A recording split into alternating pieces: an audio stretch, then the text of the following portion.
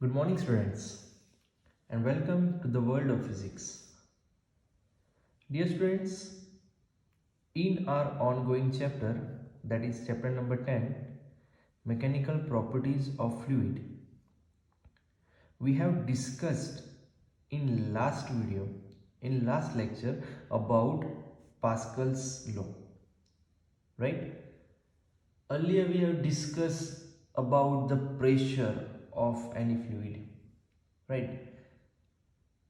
If there is some liquid or gas, I mean there is one fluid in a complete container, then as per Pascal law, first condition is there, we have to neglect a gravity, right? If we neglect gravity and then we measure a pressure inside a fluid, right, it is in container, then in each and every point, at each and every point, the pressure is equal, right? It is a Pascal law. We are aware with the pressure, it is scalar quantity, but at a particular point it behaves like a vector quantity, and in complete container it is in all direction, so we can call it a tensor quantity. So dear students, as we are aware with Pascal law, we have some application of that law. With the use of that Pascal's law, we can make some machines. In that Pascal's law, we got the idea about hydraulic pressure. वो हमने discuss किया था. Fluid है, पानी है, वो जो pressure लगा रहा है, it is known as a hydraulic pressure. And with the use of same concept, we can make some devices, some machines, and that are known as hydraulic machine. Dear students, when we learn this hydraulic machine, it is an application of Pascal's law. Be clear with your mind that we are neglecting the gravity. यहाँ पर gravity का कोई use आएगा नहीं, gravity है ही नहीं, ऐसा कंसीडर करना है. We have to neglect that, right? So what is hydraulic machine? होता क्या है? देखो, सिंपल सी चीज है. We have piston and cylinder. बहुत ही simple. Piston, cylinder and fluid, तीन ही चीज चाहिए और कुछ नहीं. पिस्टन, सिलेंडर एंड फ्लूइड, कोई भी समझ लो कि ये एक सिलेंडर है, राइट? उसके अंदर कुछ लिक्विड फ्लूइड भरा है. इसके पास मैंने इसका कुछ पिस्टन है. This is the piston, right? यहां पर हमारे पास दूसरा एक सिलेंडर है.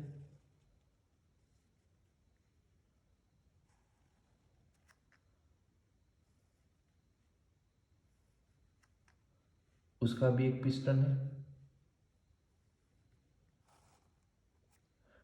Dear students, just focus over here. What is the difference? What is the difference between those two cylinders? You can clearly notice the cross-sectional area of this piston. Suppose it is A1, and the cross-sectional area of this piston, suppose it is A2. अब मैं क्या कर रहा हूँ? इसके अंदर भी fluid है, इसके अंदर भी फ्लूइड है. Now I am connecting this both container with one tube. समझो, I am connecting with one tube. अच्छा, एक चीज क्लियर है, दोनों पिस्टन, दोनों सिलेंडर या जो कंटेनर है, cross sectional area is different. Suppose इसका कम है, we can clearly see A2 is less, A1 is high, right? अब होता क्या है, समझो कि यहां पर कोई इस कंटेनर के ऊपर मैंने कार रखी है, हैवी वेट रखा है. फॉर एग्जांपल कोई कार है, right? This is a car, समझ लो ये कार है. If I want to lift this car, इस कार को मुझे उठानी है. वैसे तो मैं उठा नहीं सकता, इट इज हैवी. तो उसको मैंने क्या कर दिया, ऐसी एक सिस्टम बनाई, एक हाइड्रोलिक मशीन बनाया और उसके ऊपर मैंने रख दिया एक पिस्टन पर. आई मीन एक कंटेनर पर, एक कंटेनर खाली है. Now what I am doing, from this piston, okay, from this piston I am applying force. Here area is A2, so suppose I am applying force F2, right? Suppose I am applying force F2. यहाँ पर force होगा क्या, समझो. यहाँ से piston से मैं ऊपर से पिस्टन को दबा रहा हूँ, राइट? पिस्टन को मैं दबा रहा हूँ, क्या हो रहा है, पिस्टन की दबने की वजह से it will create some pressure over here, right? We have force F2, it is applied in A2 cross sectional area, then we will get some pressure. F2 upon A2, we will have some pressure, and we know that Pascal says the pressure in this liquid, समझो अब पूरी जगह पे liquid फैल गया है, fluid सभी जगह पर है, द प्रेशर विल इक्वल, ये यहाँ पर भी इक्वल होगा, पी जितना होगा यहाँ पर भी उठना होगा, यहाँ भी उठना होगा, यहाँ भी उठना, यहाँ पर भी उठना. Are you getting? For example, now consider, I am here writing the value, right? I am applying force, for example 10 Newton force, कुछ 10 kg की चीज़ मैं यहाँ पर रखता हूँ, 10 किलो की चीज़, किलो मतलब वो क्या है, फोर्स ही है. I am applying 10 Newton force और 10 kg force, right? Suppose cross sectional area जो हमारा है बहुत छोटा है, क्रॉस सेक्शनल एरिया सपोज हमारा 1 है, for example 1 meter square, right? ये जो क्रॉस सेक्शनल एरिया है वो हमने जानबूझ के बढ़ा रखा है, क्योंकि यहाँ पर से मुझे कार उठानी है, कैसे उठती है वो हम देख लेंगे, right? Suppose the cross sectional area of this, suppose it is 1000, इसका क्रॉस सेक्शनल एरिया मैंने 1000 अपनी हिसाब से जानबूझ के मैंने बड़ा रखा और इसका मैंने छोटा रखा है, राइट? नाउ क्या हो रहा है, ये कार यहाँ पर है, इसको मुझे उठानी है इस कंटेनर के ऊपर से. I am applying just 10 Newton force, I am applying 10 Newton force. होता क्या है देखना, everyone see here, if I am applying force through this piston, I am just applying 10 kg or 10 newton force, तो force per area it creates some pressure. ये जो नीचे fluid है इसके अंदर एक प्रेशर आता है, ये प्रेशर यहाँ पर, यहाँ पर, यहाँ पर, यहाँ पर, every point, at every point the pressure is equal as per our Pascal's law, right? As per Pascal's law, pressure is equal inside the fluid. अगर ऐसी चीज है तो पूरे जहां पर फ्लूइड है ये सारी जगह पर प्रेशर क्या होगा, इक्वल ही होगा, right? Suppose as we know that here force we are applying 10 newton force, area is 2, then ultimately we are giving 10 pascal pressure, we are creating 10 pascal pressure. 10 Newton का या 10 kg का कोई force apply किया है, area 1 meter square है, we got 10 pascal. अब ये यहाँ पर भी 10 होगा, यहाँ पर भी 10, यहाँ पर भी 10, ये भी 10, ये भी 10, सभी जगह पर 10, right? Everywhere the pressure is equal as per our Pascal law. Here once again clear with your mind, we are neglecting gravity. यहाँ पर ग्रेविटी की मैं बात ही नहीं कर रहा हूँ, समझो. अब प्रेशर यहाँ पर 10 है, क्यों? क्योंकि यहाँ 10 जनरेट हुआ, तो पास्कल कहता है जो यहाँ होगा वो यहाँ होगा, हर जगह पे हर पॉइंट पे प्रेशर सेम होने वाला है, ठीक है? Pressure is equal, no problem. But if pressure is equal, force में क्या डिफरेंट है? समझ लो यहाँ का प्रेशर जो है, the pressure over here and the pressure over here, ये प्रेशर जो है नीचे की ओर आ रहा है, ये प्रेशर बढ़ता गया and it will try to push this piston upside.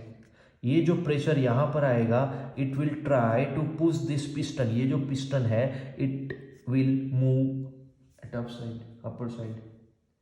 क्यों, कैसे होता है? See, we know that pressure over here and pressure over here, at both point pressure is equal. Can I say pressure is this and here both pressure is equal. कितना है pressure? Suppose यहाँ का pressure it is F1 upon A1 and this pressure it is F2 upon A2. Can I write F1 upon A1 is equal to F2 upon A2? Yes, because Pascal says pressure is equal, right? Now I don't know the value of F1, कितना force इसके ऊपर लगने वाला है. Just make a subject, take this A1 over here F2 into A1 divided by A2. Right? Now see, force F2 is 10 Newton. Our area A1 is 1000. See, हमने जानबूझ के उसका एरिया बड़ा रखा था. 1000 divided by area A2, that is 1. So 1000 into 10, that is 10,000. See dear students, we are just applying 10 Newton force over year. हम सिर्फ force कितना लगा रहा है? सिर्फ और सिर्फ 10 न्यूटन ही लगा रहा है. बट यहाँ पर जो ऊपर जाने वाला फोर्स है, जो रिजल्टेंट फोर्स है, वो कितना लग रहा है? 10,000 न्यूटन. Are you getting? अब समझो कि इस कार को उठाने के लिए हमको चाहिए 9,000 न्यूटन फोर्स. उसको कितना मिल रहा है? 10,000. वो आराम से ऊपर चली जाएगी. Are you getting? See, by the small amount of force, applied force is small, right? Applied force is small. It is smaller, but the resultant force, it is larger. Applied force is smaller and resultant force we got, it is larger. Why?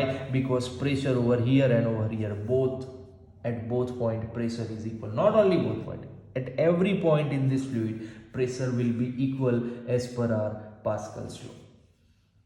Clear? So we can say with the applied or small amount of force we can get a large amount of force at other side, and by this mechanism, by this machine, we can lift one heavy car. That is why this machine, it works on hydraulic concept and it lifts something. This machine is known as hydraulic lift.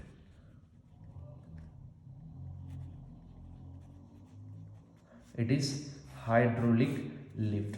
We can lift something with the use of this machine. Clear?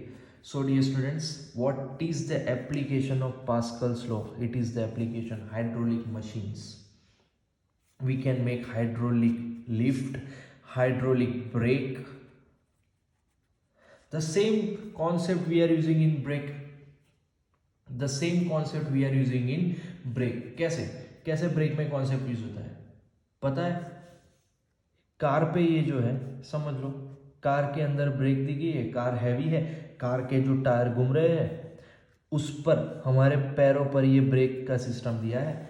अगर यहाँ से just you are applying a small amount of force, यहाँ पर small amount of force apply कर रहे हो, ये tyre के बीच में, सपोज ये टायर है तो यहाँ पर ब्रेक पैड ऐसे होते हैं, यहाँ से आप small amount of force apply कर रहे हो with the use of this, the pressure will equal. यहाँ पे स्मॉल अमाउंट ऑफ फोर्स है बट उसको मिलने वाला फोर्स ज़्यादा है. ये जो ब्रेक पैड है वो वहाँ जाके चिपक जाएंगे और टायर को घुमाना बंद कर देंगे. This is how the brake works. Simple, right? This is known as a hydraulic brake. So this hydraulic lift, hydraulic brake, if you want to press something, for example किसी चीज़ को अगर प्रेस करना है, राइट, किसी चीज़ को अगर press करना है, then also you can use the same mechanism, the same machine, that is hydraulic machine. Clear? And this hydraulic machines works on Pascal's law, but clear once again with your mind that we are neglecting gravity. यहाँ पर कहीं जगह पे gravity की बात नहीं आई है, right? But if we consider gravity तो क्या होगा, that we will discuss further after, right? But dear students, समझो what is happening over here. What is the application? We are applying small amount of force. We are applying just 10 Newton force. सिर्फ 10 Newton ही दिया, but at the end हमको मिला कितना? 10,000. We are applying force means we are doing some work, right? We are doing some work. हम थोड़ा सा ही work कर रहे हैं और आउटपुट में तो बहुत ज़्यादा मिल रहा है. It is clearly oppose our energy conservation. Right? It is clearly oppose our energy conservation. Energy conservation कहता है कि जो जितना वर्क करोगे उतनी ही एनर्जी उसके अंदर जाएगी, ज़्यादा नहीं जाएगी. राइट। एनर्जी कंजर्वेशन यही कहता है कि जितना वर्क किया उतनी एनर्जी जाएगी, ज़्यादा नहीं जाएगी। बट यहाँ पर तो अलग हो रहा है, you are applying a small force and at other end you are getting a more force. काम तो आपने थोड़ा किया बट रिजल्ट तो बहुत बड़ा मिला। This is clearly oppose energy conservation. तो हम उसको कैसे इक्वल कर सकते हैं? Now dear students, see over here क्या होता है। What is work done? Work done, it is equal to force into distance. It is known as a work done. Force into distance. समझो यहाँ पर हमने एरिया कंसीडर किया, force consider किया, but अभी तक डिस्टेंस डी लिखो या एल लिखो, both is same. We have not talk about length. हमने अभी तक लेंथ की बात नहीं की है, राइट। समझ लो कि यहाँ पर मैंने 10 न्यूटन का फोर्स अप्लाई किया है, यहाँ का वर्क डन, तो जो लेंथ होनी चाहिए पिस्टन, जो वर्क डन हो रहा है 10 न्यूटन चाहे भले हो, बट उसकी जो लेंथ होनी चाहिए, सपोज इसकी मैं लेंथ रहा हूँ यहाँ से लेके जो पिस्टन की लेंथ है, suppose this is 1000 millimetre, 1000 millimetre, right. अगर ये 1000 मिलीमीटर है, फोर्स की वैल्यू है सिर्फ 10, लेंथ की वैल्यू है 1000, 10 into 1000 mm, you can got 10,000 at a work done. Work done is 10,000, right. Same हो रही है यहाँ पर जो होगा दो वर्क डन, जो यहाँ पर हुआ है वही वर्क डन यहाँ होगा। मतलब कि यहाँ पर देने जाने वाली एनर्जी और यहाँ पर मिलने वाली एनर्जी दोनों एक जैसी ही होगी। यहाँ की एनर्जी और यहाँ की एनर्जी सेम ही होगी। Work done 1 is equal to work done 2, W1 is equal to W2। W1 ये रहा हमारा W2, जिसको आंसर हमको मिला 10,000, तो W1 भी उतना ही मिलेगा। F1 इंटू L1 कैसे मिलेगा? F1 कितना मिला है हमको, इट इज 10,000, तो L1 कितना कंसीडर होगा? L1 it will be just 10,000 divide by 10,000, that is only 1। मतलब कि अगर यहाँ पर 1000 mm 1000 मिलीमीटर आप नीचे जा रहे हो, 1000 मिलीमीटर पिस्टन्स को धक्का दे रहे हो, चाहे फोर्स 10 न्यूटन हो, बट 10 न्यूटन फोर्स आपको कितनी डिस्टेंस तक लगाना है? 1000 mm तक। अगर इतना फोर्स लगा रहे हो तो वहां पर आपको फोर्स 10,000 जरूर मिल रहा है, यहाँ पर फोर्स 10,000 मिल रहा है, बट ये पिस्टन्स कितनी हाइट पर ऊपर जाएगा? सिर्फ और सिर्फ 1 mm। समझ रहे हो? वंस अगेन समझो क्या हो रहा है। फोर्स यहाँ पर 10 न्यूटन है, यहाँ पर मिलने वाला फोर्स 10,000 न्यूटन है। क्यों? क्योंकि हमको पता है पास्कल लॉ के हिसाब से प्रेशर इक्वल होगा। इट ऑल क्लियर, वो सही है। बट एनर्जी कंजर्वेशन कहता है कि जितना वर्क किया है उतनी एनर्जी मिलेगी, ज्यादा नहीं मिलने वाली।